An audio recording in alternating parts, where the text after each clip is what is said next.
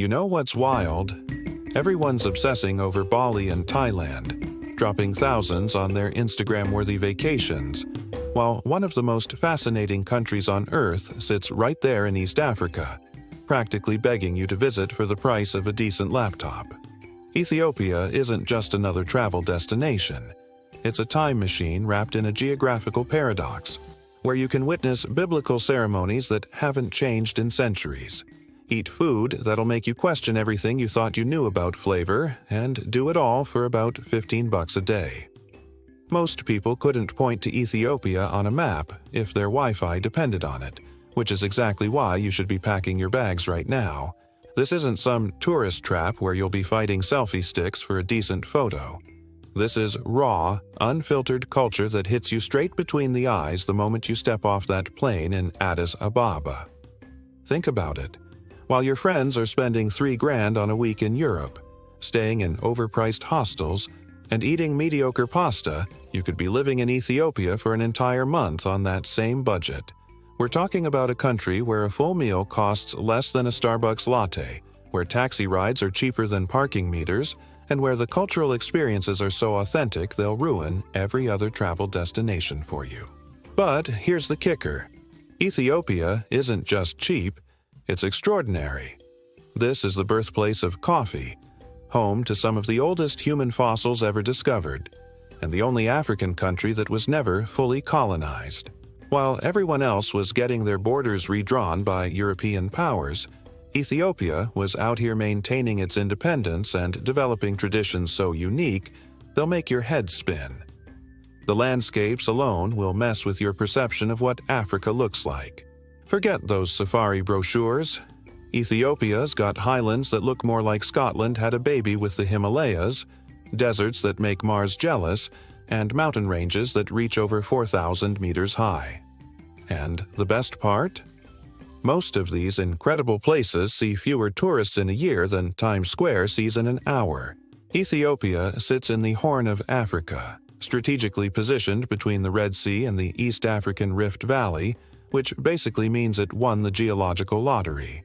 The country's about twice the size of Texas, but don't let that fool you into thinking it's all the same terrain. Ethiopia. Its geography is so diverse it's basically showing off. You've got snow-capped mountains in the north, scorching deserts in the east, lush highlands in the center, and tropical lowlands in the west. The Great Rift Valley runs right through the middle of the country, creating this dramatic landscape that looks straight out of a Planet Earth documentary. This isn't just pretty scenery. It's scientifically significant. We're talking about the spot where 3 tectonic plates are slowly pulling apart, creating new ocean floor. In a few million years, this area will be underwater. But for now, it's giving us some of the most spectacular views on the continent. What really sets Ethiopia apart is its elevation. The country's average altitude is around 1,330 meters above sea level, which means Addis Ababa sits higher than Denver. This elevation creates microclimates that would make a meteorologist weep with joy.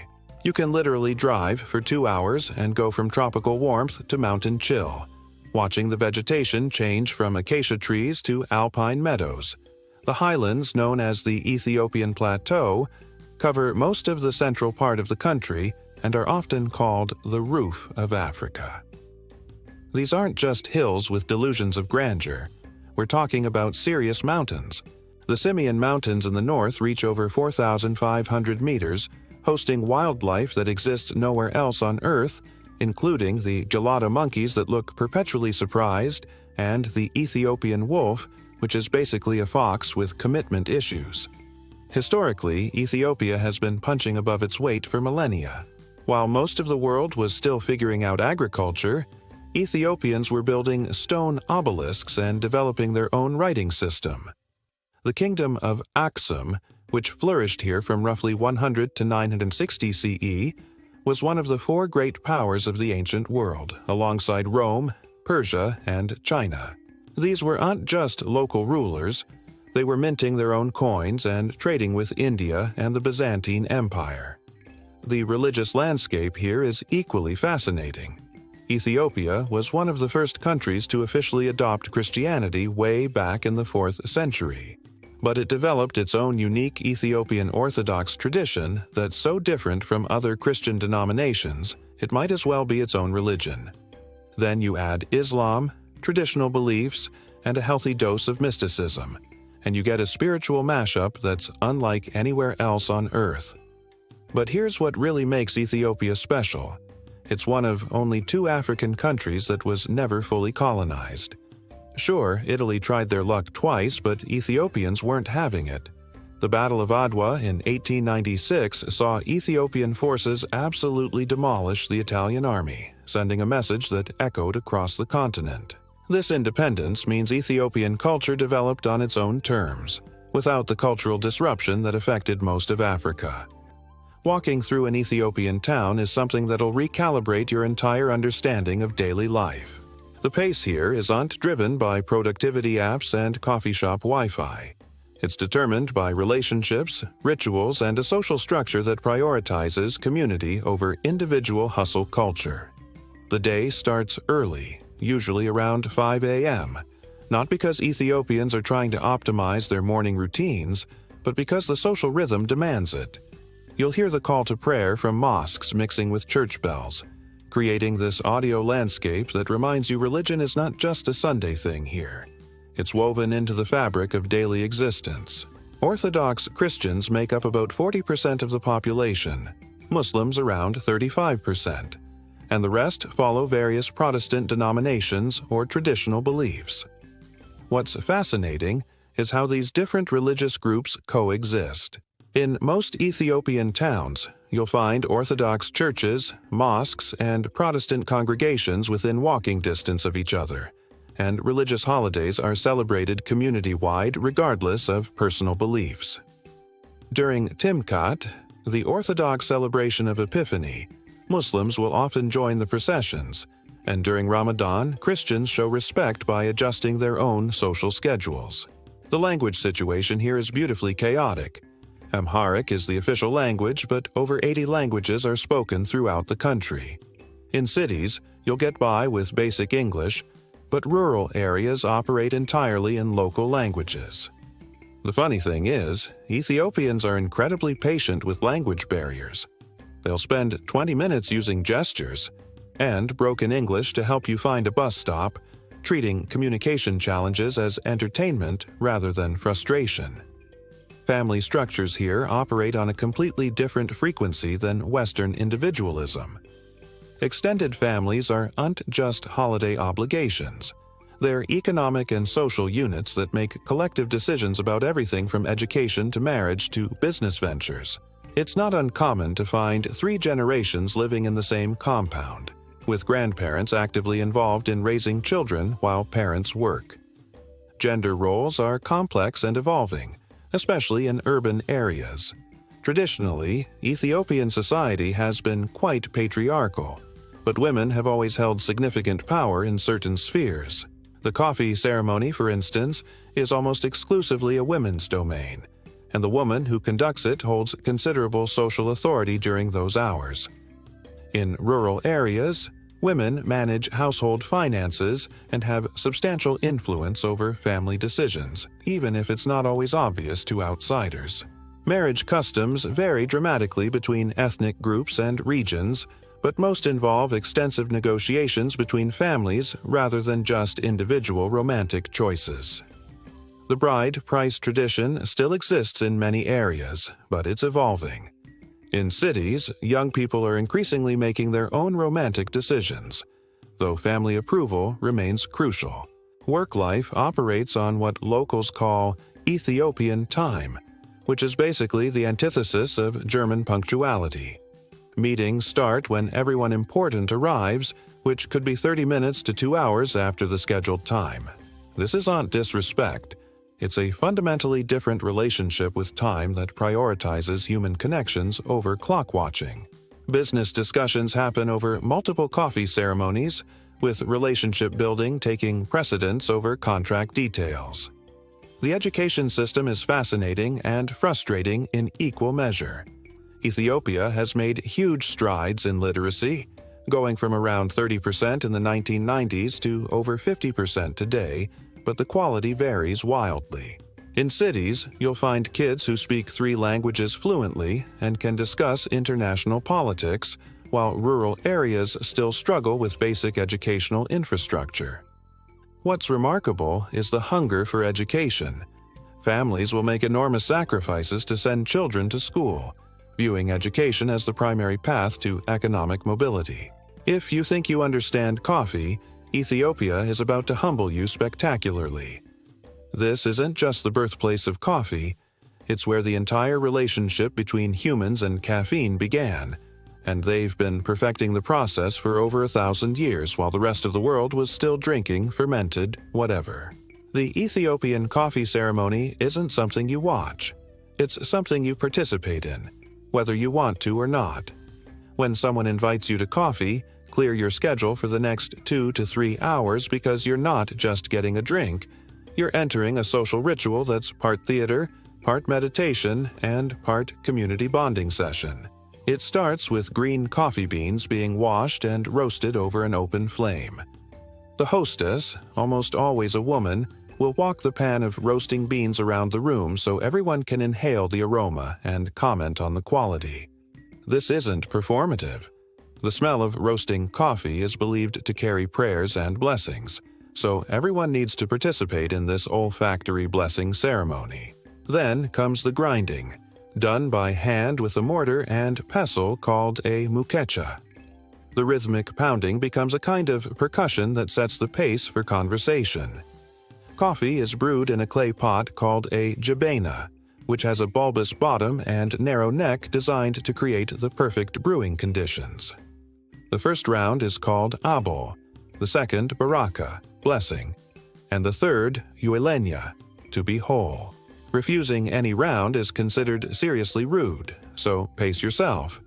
But coffee is just the opening act for Ethiopian cuisine, which is arguably one of the world's most underrated food cultures. The foundation of every meal is injera, a sourdough flatbread made from teff grain that's fermented for several days. If you've never had injera, imagine a pancake that had a baby with a sponge, then add a tangy, slightly sour flavor that somehow makes everything taste better.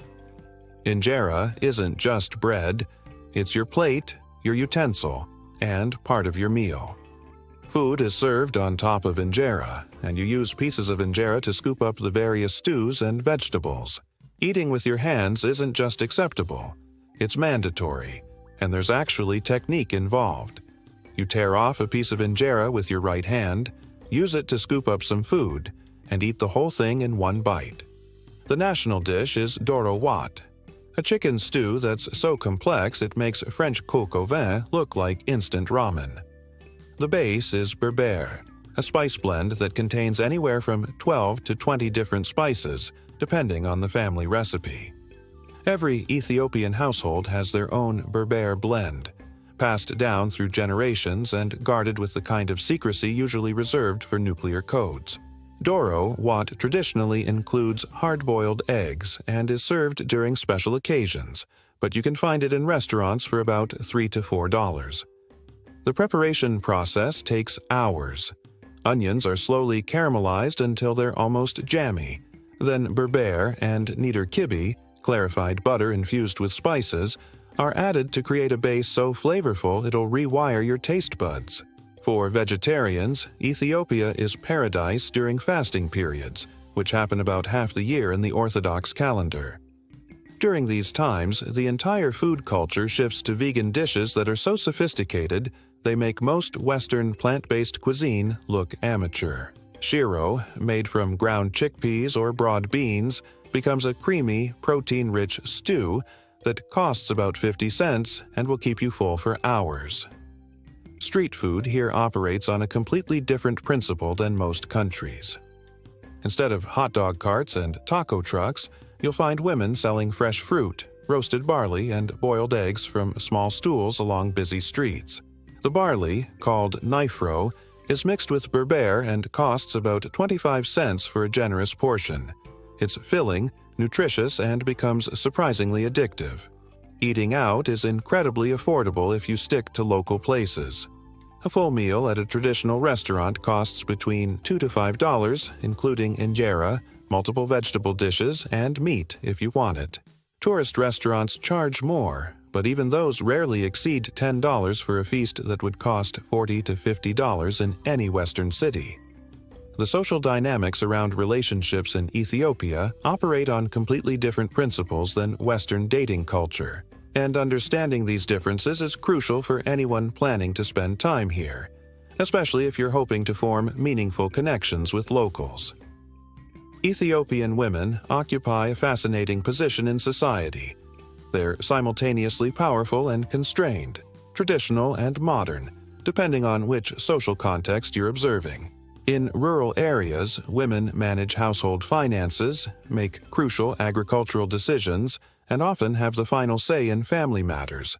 But this power operates within traditional structures that might not be immediately obvious to outsiders.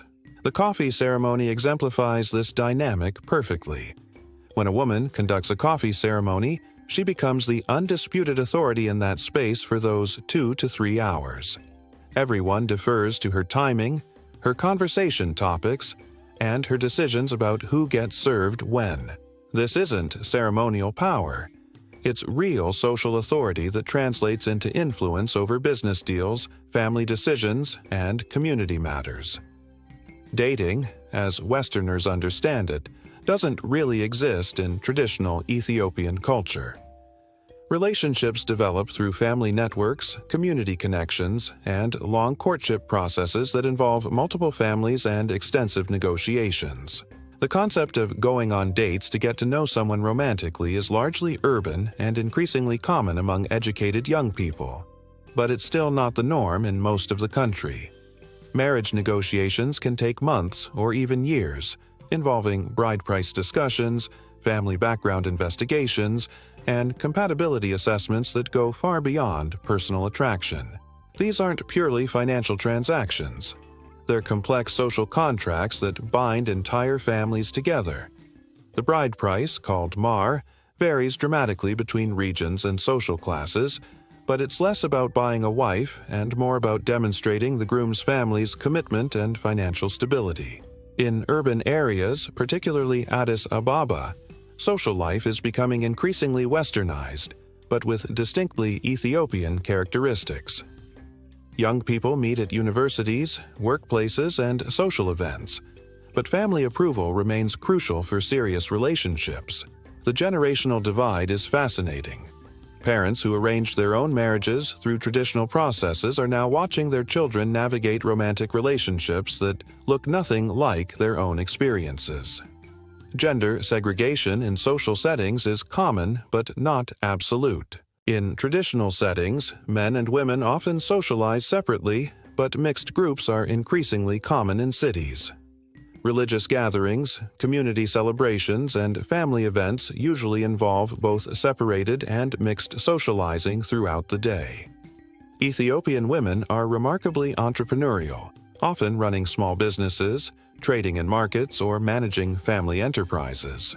The rotating credit associations, called iddirs, are often dominated by women and serve as both financial institutions and social networks.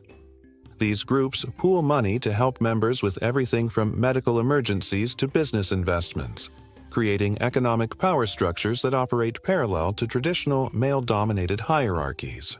For foreign men interested in Ethiopian women, understanding these cultural dynamics is essential. The expectation isn't just romantic compatibility, it's cultural respect, family integration, and long-term commitment. Ethiopian families invest heavily in their daughters' education and expect potential partners to bring equivalent social and economic value to the relationship. The nightlife scene in cities offers another window into changing social dynamics. Bars and clubs exist, but they operate differently than Western establishments. Social drinking is common, but public intoxication is heavily stigmatized. Music and dancing are central to social life, with traditional Ethiopian music mixing with international styles to create something uniquely local. Social media has dramatically changed relationship dynamics, particularly among younger, educated Ethiopians. Facebook, Instagram, and messaging apps allow young people to connect across traditional social boundaries. But these digital relationships still need to translate into family-approved real-world connections for serious relationships to develop. Ethiopian festivals operate on a level of intensity and authenticity that makes most other cultural celebrations look like theme park attractions. These aren't performances for tourists. They're living traditions that have survived centuries with minimal modification, and participating in them will fundamentally change your understanding of what collective celebration can achieve. Timkat, celebrated in January, is essentially Christmas, New Year's, and Burning Man rolled into one massive religious festival. The preparation begins weeks in advance, with churches commissioning new white cotton garments for their congregations and communities preparing massive feasts. On the main day, entire towns transform into rivers of people dressed identically in white, creating visual spectacles that overwhelm your ability to process what you're seeing. The centerpiece of Timkat is the recreation of Christ's baptism in the Jordan River, but Ethiopian style. Replicas of the Ark of the Covenant, called tabots, are removed from churches in elaborate processions involving thousands of people chanting, dancing, and singing in Ge'ez, the ancient liturgical language. These aren't just religious artifacts. They're considered so sacred that most Ethiopians go their entire lives without seeing them directly. The baptism ceremony involves entire communities entering bodies of water together, from small children to elderly grandparents, while priests bless the water and everyone present. The energy is indescribable. Imagine the fervor of a major sporting event combined with the solemnity of a religious service and the joy of a community reunion. Photography is generally acceptable, but the sheer scale and intensity make it almost impossible to capture the full experience. Mescal, in September, celebrates the discovery of the true cross and involves building massive bonfires throughout the country. Communities spend days gathering wood and building demera, towering structures that can reach 30 feet high. When these are lit simultaneously across the country, the smoke is visible from space. The preparation is as important as the event. Families work together to contribute wood, and the building process becomes a social activity that strengthens community bonds. But the festivals tourists hear about are just the beginning. Every ethnic group has their own celebrations that rarely make international headlines but offer incredible insights into Ethiopia's cultural diversity. The Oromo people celebrate Iricha, a Thanksgiving festival that draws millions to lake shores for ceremonies that predate Christianity and Islam by centuries. The ritual involves offering grass, flowers, and prayers to Waka, the traditional Oromo deity, in ceremonies that look like something from humanity's earliest spiritual traditions. The Hamar people of the Omo Valley have bull-jumping ceremonies that serve as male initiation rites. Young men must successfully leap over a line of bulls to prove their readiness for marriage and adult responsibilities. The ceremony is surrounded by days of preparation, with women engaging in ritual whipping that demonstrates their strength and commitment to supporting the initiate. This isn't tourism-friendly cultural performance. It's serious business that can determine a young man's entire social standing. Ethiopian New Year, called Enkutatash, falls in September and involves gift-giving traditions that make Western Christmas look modest. Children go door to door singing and receiving small gifts, but the real celebration happens within families and communities. Fresh flowers, particularly yellow daisies that bloom around this time, become central to decorations and ceremonies. The fasting traditions of Ethiopian Orthodox Christianity create social rhythms that affect everyone, regardless of personal beliefs. During the 55-day Lent period and the 40-day Advent, fast restaurants shift their entire menus to vegan options. Social events adjust their timing, and food service and the overall pace of life changes to accommodate the spiritual focus of the community. Coffee ceremonies become even more elaborate during religious holidays, sometimes lasting 4 to 5 hours and involving extended family networks. These aren't just social gatherings. They're spaces where family disputes are resolved, business partnerships are formed, and community decisions are made. The combination of caffeine, extended conversation, and ritual creates altered social states where normal barriers break down and deeper connections form. Regional festivals often involve unique combinations of religious observance and agricultural celebration. Harvest festivals in different areas commemorate local crops and include blessing ceremonies, competitive displays of agricultural skill, and communal feasting that can last for days. These events operate entirely outside tourist infrastructure. There are no ticket sales, program guides, or designated viewing areas. You participate by being welcomed into the community, or you don't participate at all. Living on $500 a month in Ethiopia isn't just possible. It's comfortable enough to make you question why anyone pays $2,000 for a studio apartment in major Western cities. But succeeding on this budget requires understanding local systems, avoiding tourist traps, and embracing lifestyle adjustments that actually improve your quality of life. Accommodation forms the foundation of budget living, and Ethiopia offers options that range from incredibly cheap to surprisingly luxurious. In smaller towns, basic guest houses charge $3 to $5 per night for clean rooms with shared bathrooms. These aren't hostels. They're family-run establishments where you'll often be the only foreigner, leading to authentic cultural exchanges and insider knowledge about local attractions and food sources. In Addis Ababa, monthly apartment rentals start around $150 for furnished one-bedroom places in middle-class neighborhoods. These typically include basic furniture, kitchen facilities, and sometimes Wi-Fi, though internet quality varies dramatically between locations. The key is finding places through local networks rather than international booking sites, which often charge 2 to 3 times local rates for identical accommodations. Food expenses can be kept under $3 per day without sacrificing nutrition or variety, but this requires eating where locals eat rather than tourist-oriented restaurants. Injera with multiple vegetable dishes costs 50 cents to $1 at local establishments, providing complete proteins, complex carbohydrates, and enough spice to clear your sinuses. Street food like roasted barley, boiled eggs, and fresh fruit adds variety for additional pennies. The secret to food budgeting is understanding seasonal availability and regional specialties. During harvest seasons, fresh produce becomes incredibly cheap. Mangoes at 10 cents each, avocados at 15 cents, and vegetables so inexpensive you'll start eating salads at every meal. Learning to shop at local markets rather than small convenience stores can cut food costs in half while providing access to ingredients unavailable in tourist areas. Transportation operates on 2 different pricing structures: local rates and foreigner rates. And learning to access local rates requires some cultural navigation. Motorbike taxis, called bahaj, charge different rates depending on your negotiation skills and local knowledge. A ride that costs $2 for tourists might be 50 cents for locals. Not because of discrimination, but because tourists often don't know standard rates and accept inflated prices. Learning basic Amharic numbers and standard greeting phrases dramatically reduces transportation costs. Entertainment and social activities operate on completely different economic principles than Western countries.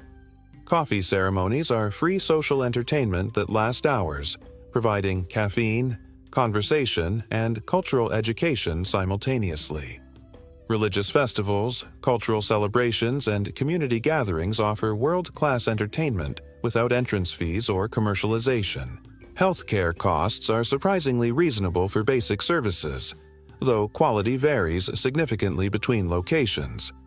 Private clinics in cities charge $5-15 for consultations, basic medications cost pennies compared to Western prices, and even dental work is affordable enough to make Ethiopia a viable destination for medical tourism. The biggest budget killer is falling into tourist trap behaviors: eating at hotels, using tourist-oriented transportation, and buying souvenirs at marked-up prices. Tourist restaurants charge $10 to $15 for meals that cost $2 at local places. Hotel transportation services charge $20 for rides that cost $1 on public buses, and souvenir shops mark up prices by 500 to 1,000% compared to local markets. Internet and communication costs are minimal but require understanding local systems. Wi-Fi is widely available in cities, though speeds and reliability vary. Local SIM cards provide data plans for $25 per month, and phone calls are incredibly cheap. Many cafes offer free Wi-Fi with coffee purchases, creating social spaces where you can work, socialize, and consume caffeine simultaneously. Clothing and personal items should be purchased locally rather than brought from home, as Ethiopian markets offer everything needed at fraction of Western prices. Traditional Ethiopian clothing can be purchased for 10 to 20 and provides appropriate attire for cultural events and religious sites. Western-style clothing is available but often lower quality than local alternatives. The psychological adjustment to budget living involves embracing different concepts of comfort and convenience. Your $500 monthly budget won't provide Western-style amenities, but it will access experiences and cultural immersion that money can't buy in tourist destinations. The trade-off is adventure and authenticity versus predictability and familiar conveniences. Ethiopian transportation operates on principles that will either drive you crazy or teach you Zen-like patience, depending on your personality and cultural adaptability. The system prioritizes affordability and accessibility over speed and comfort, creating travel experiences that are social events as much as logistical necessities. City transportation in Addis Ababa revolves around blue minibuses that follow established routes with stops that exist more in collective memory than physical infrastructure. These buses don't run on schedules. They run on passenger demand and traffic conditions, departing when full and arriving when they arrive. Learning the system requires understanding route numbers, recognizing conductors' calls, and developing supernatural patience for traffic conditions that make Los Angeles look efficient. The minibus experience itself is fascinating sociology. These vehicles are designed for maybe 12 passengers but regularly carry 20-plus people, creating intimacy with strangers that challenges Western personal space concepts. Conversations flow between passengers, children are collectively managed by whatever adults are present, and the conductor manages logistics with skills that would impress military quartermaster. Long-distance bus travel operates on higher organization levels but maintains distinctly Ethiopian characteristics. Bus stations are social hubs where travelers, vendors, and locals create temporary communities around departure schedules. Buses don't leave until full, which can mean waiting hours past scheduled departure times, but this creates opportunities for conversations, meal sharing, and cultural exchange impossible on punctual Western transportation. The hierarchy of long-distance bus classes reflects Ethiopian social structures in miniature. First-class buses offer assigned seats, air conditioning, and sometimes refreshment service for $10–15 between major cities. Second-class buses cost half that, but involve more crowding, frequent stops, and creative solutions to mechanical problems. Third-class transportation includes everything from converted cargo trucks to buses that have achieved legendary status for their ability to continue operating despite apparent mechanical impossibility. Rural transportation reveals Ethiopia's true logistical creativity. Shared taxis, pickup trucks, and buses connect remote areas through networks that exist entirely outside official infrastructure. These vehicles don't follow schedules because demand fluctuates based on market days, religious festivals, and agricultural cycles.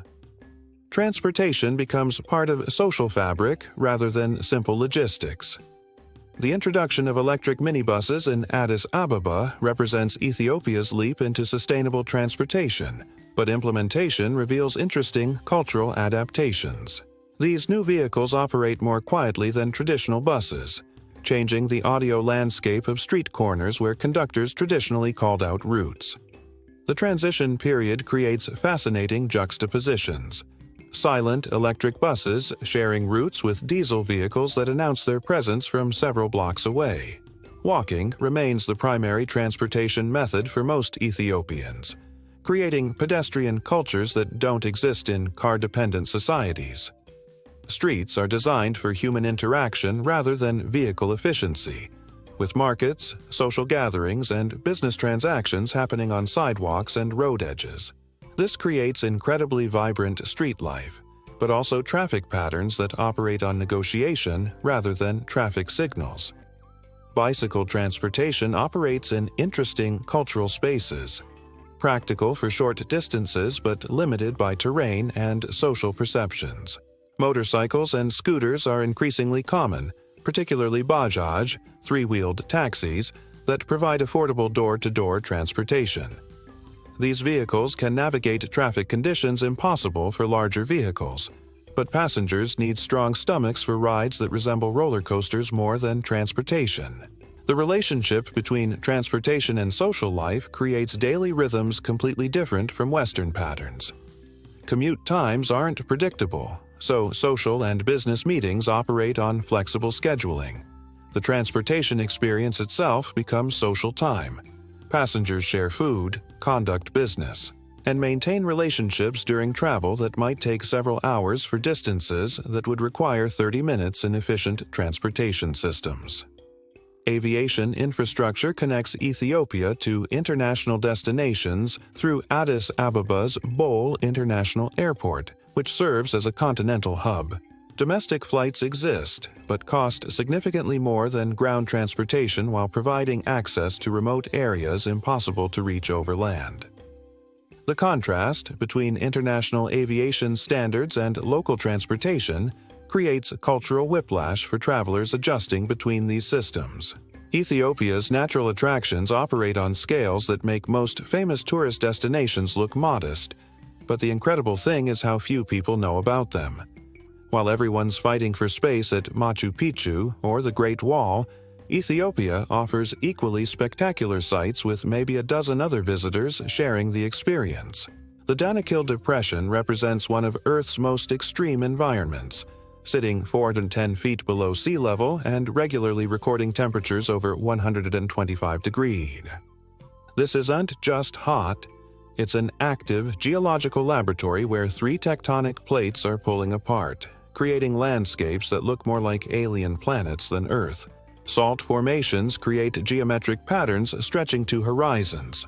Sulfur springs paint the ground in yellows and greens, and active volcanoes provide nighttime light shows visible from space. Visiting Danakil requires serious preparation and local guides, but the experience redefines your understanding of what landscapes can look like.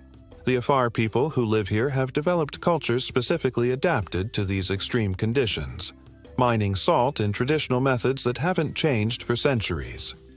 Camel caravans still transport salt blocks to markets, creating scenes that connect directly to ancient trade routes. The Simien Mountains offer hiking experiences that combine alpine scenery with wildlife encounters impossible anywhere else. Galata monkeys, found only in these highlands, live in social groups that mirror human communities. These aren't typical monkeys. They're ground-dwelling primates that communicate through facial expressions and vocalizations resembling human conversation. Watching Galata social interactions while sitting at 13,000 feet elevation, surrounded by mountain peaks, creates surreal experiences that challenge your categories for wildlife observation. The rock-hewn churches of Lalibela represent architectural achievements that continue to baffle engineers. These aren't churches built on the ground. They're carved downward into solid rock, creating structures that exist below ground level while maintaining all the architectural features of above-ground buildings. The logistics of carving these churches, particularly the Church of St. George, which is perfectly cross-shaped when viewed from above, required planning and execution that rivals modern engineering projects.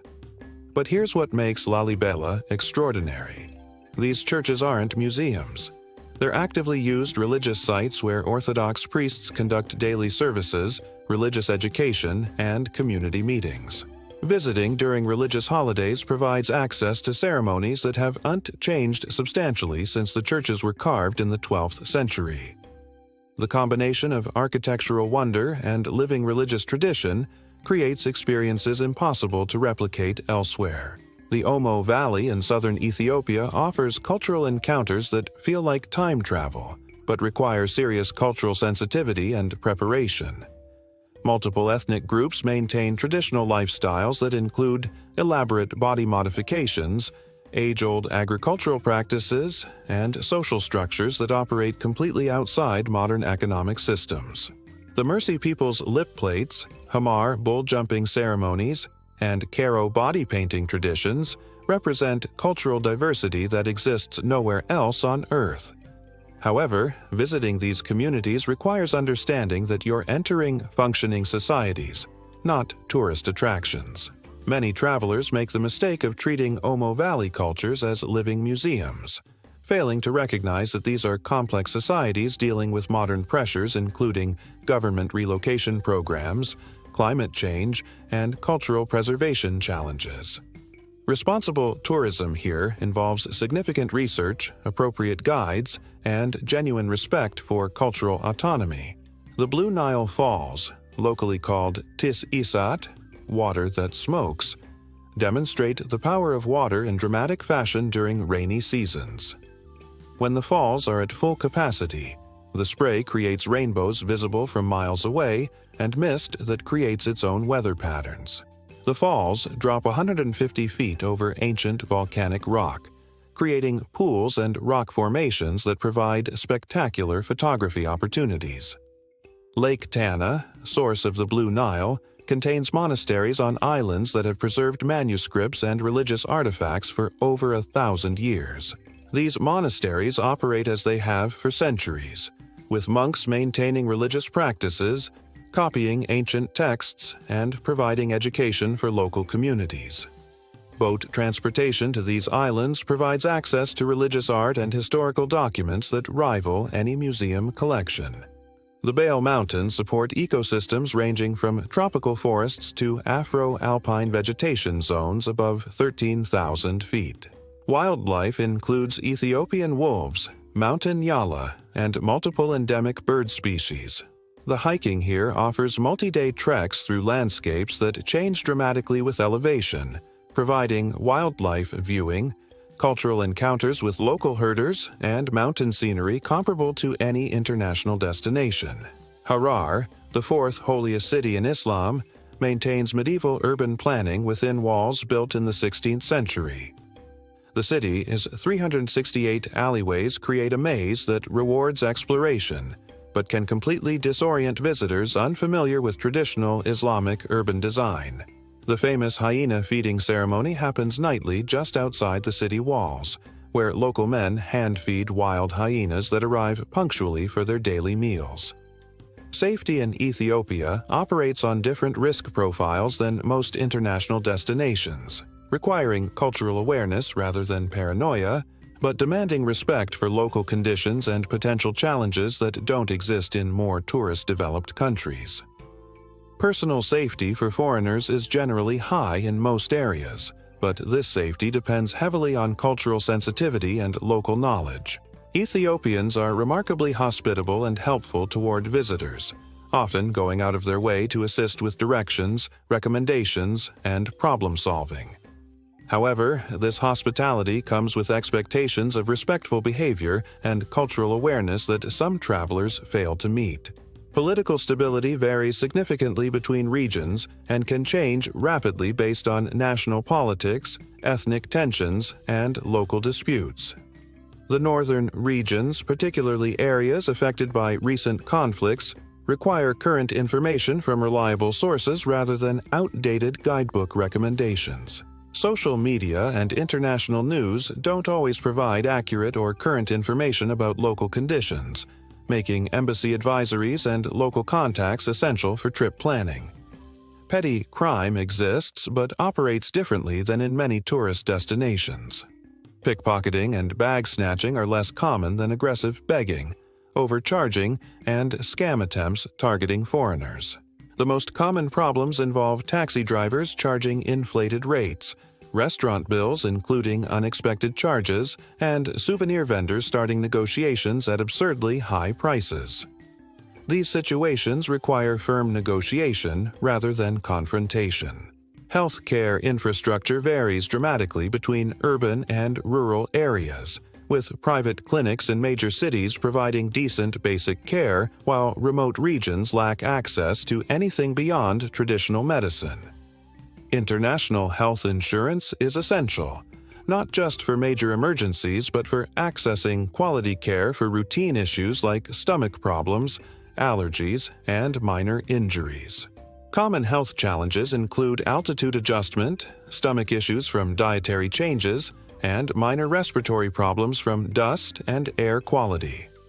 Most travelers experience some digestive adjustment during their first week, ranging from mild discomfort to more serious issues requiring medical attention. Preparation should include basic medications, probiotics, and understanding of local medical facilities.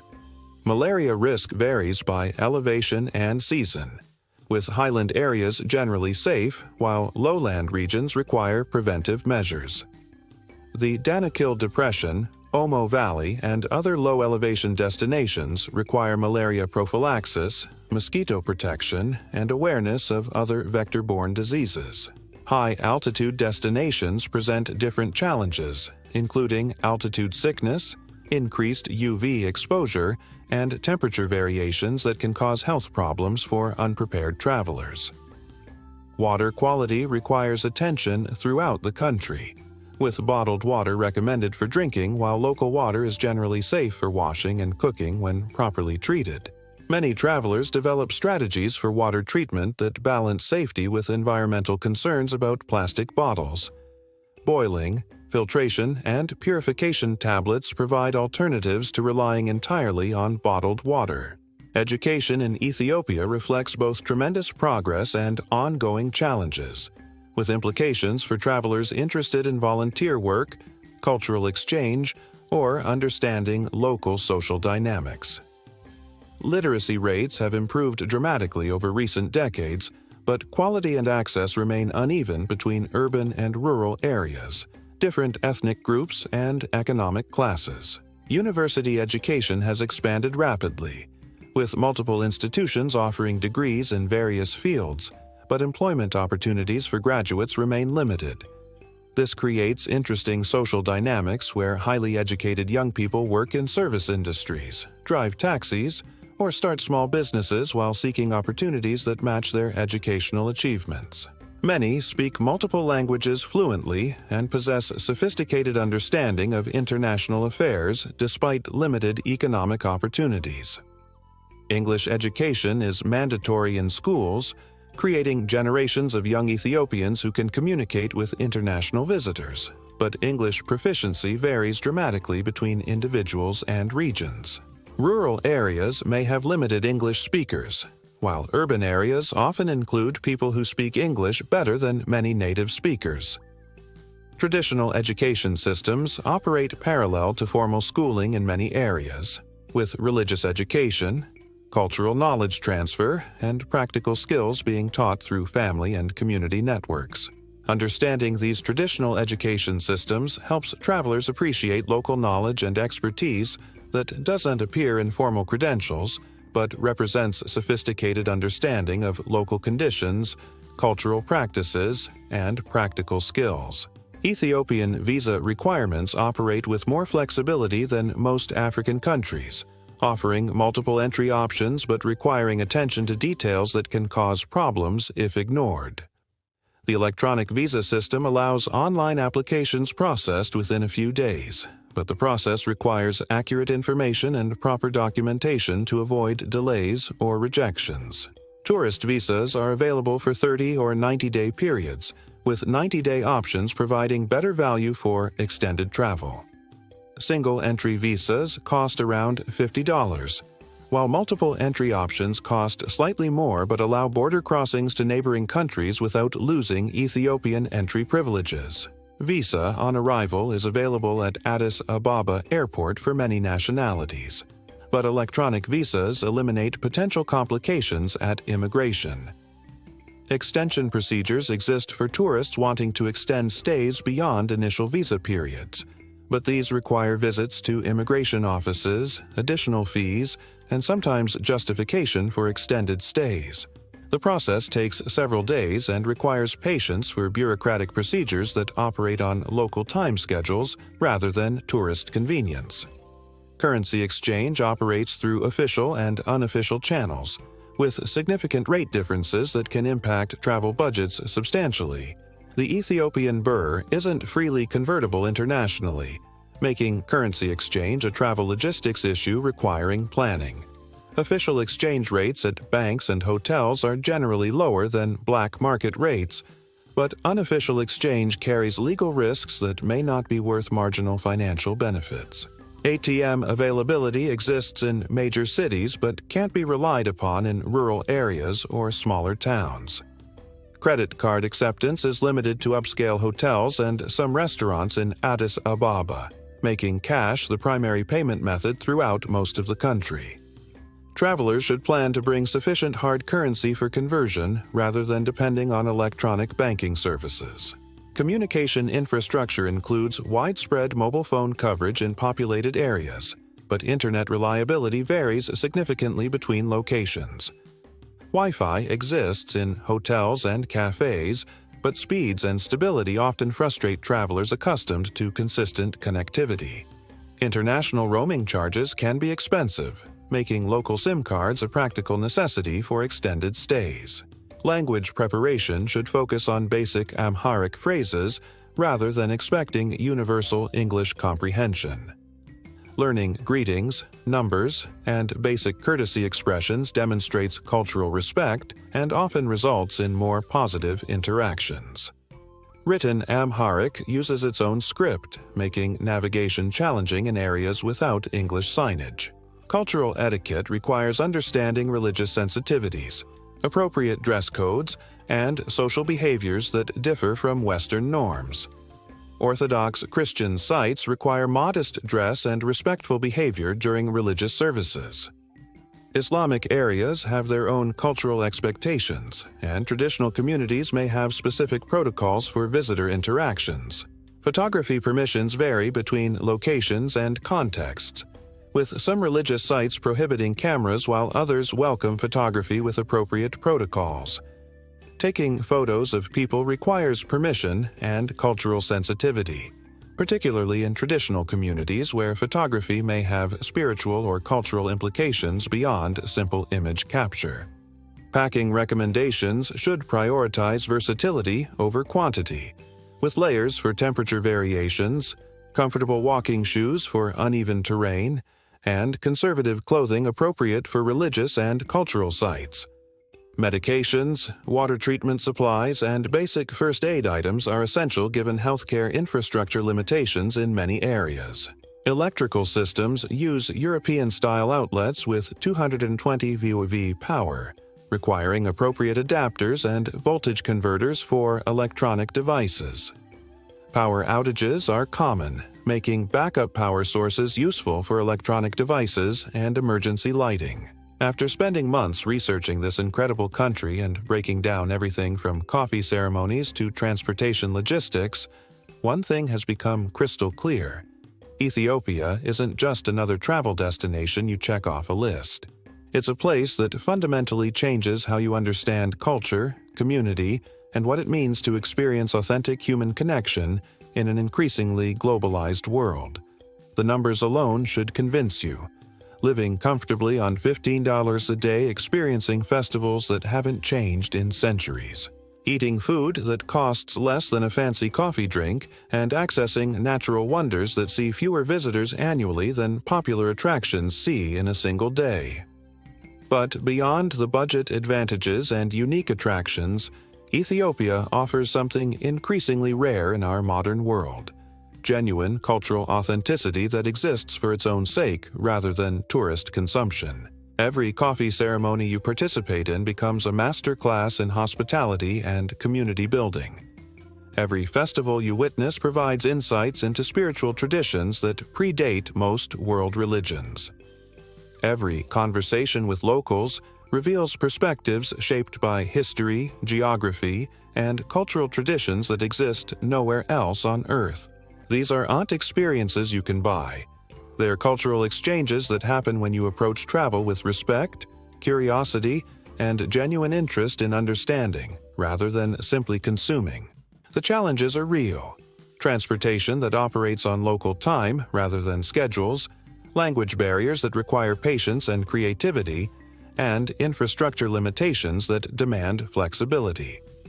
But these challenges become part of the adventure when approached with appropriate preparation and realistic expectations.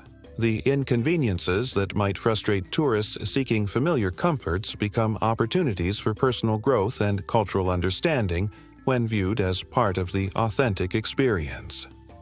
Ethiopia rewards travelers who invest time in understanding local customs, learning basic language skills, and approaching cultural differences with curiosity rather than judgment.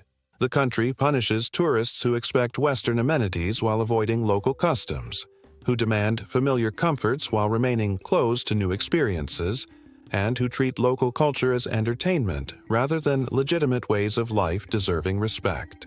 The practical information we've covered, from visa requirements to food budgets to transportation logistics, provides the foundation for successful travel. But the real value of visiting Ethiopia lies in experiences that can't be captured in guidebooks or travel blogs.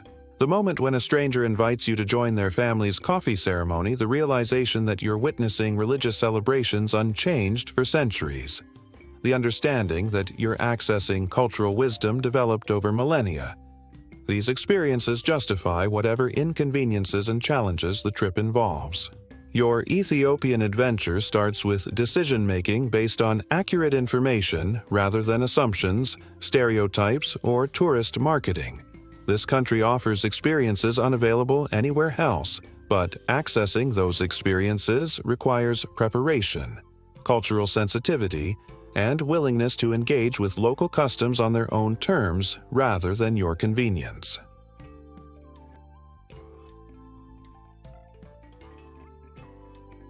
If this comprehensive guide has convinced you that Ethiopia deserves a place on your travel list, start by researching current visa requirements, connecting with Ethiopian cultural organizations in your area, and beginning basic Amharic language study.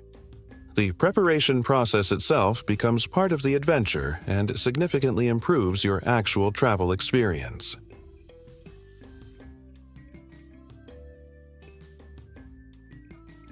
The Ethiopia described in this guide exists right now, but it's evolving rapidly as the country modernizes and integrates further into global systems.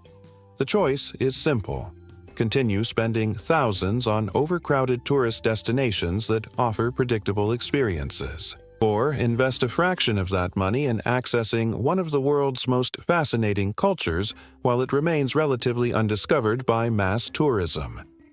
Ethiopia offers everything serious travelers seek: cultural authenticity, natural beauty, historical significance, and genuine human connections, at prices that make extended travel financially accessible.